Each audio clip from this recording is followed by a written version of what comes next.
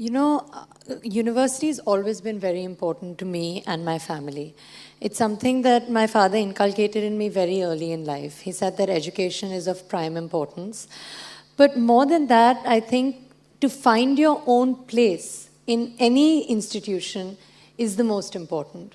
So whether it's the subjects that you do, the university that you apply to, or the essay that you write, the one piece of advice that I would impart is do it honestly and do it yourself. Because there's a reason that universities ask you to write essays. I got rejected from Oxford University, which is in England, which was my dream.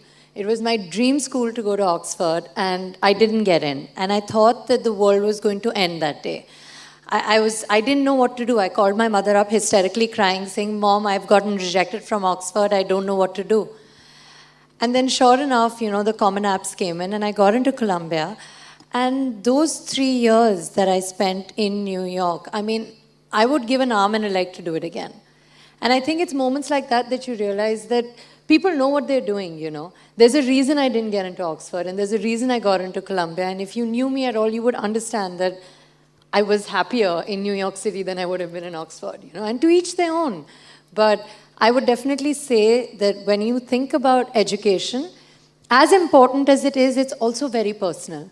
So be sure and be careful to be yourself, because that's the most important thing. Anyway, so when I finished the 10th grade, I was almost convinced that I wanted to do medicine. But the thing is that I have like this mild tremor problem. Like if I keep my hands here, there's a slight tremor. So I was like, okay, I can't do surgery, so let's not do this. Let's do law. So I decided to study law. So I did history and political science. But then in my last semester, my second last semester of college, I did an acting course.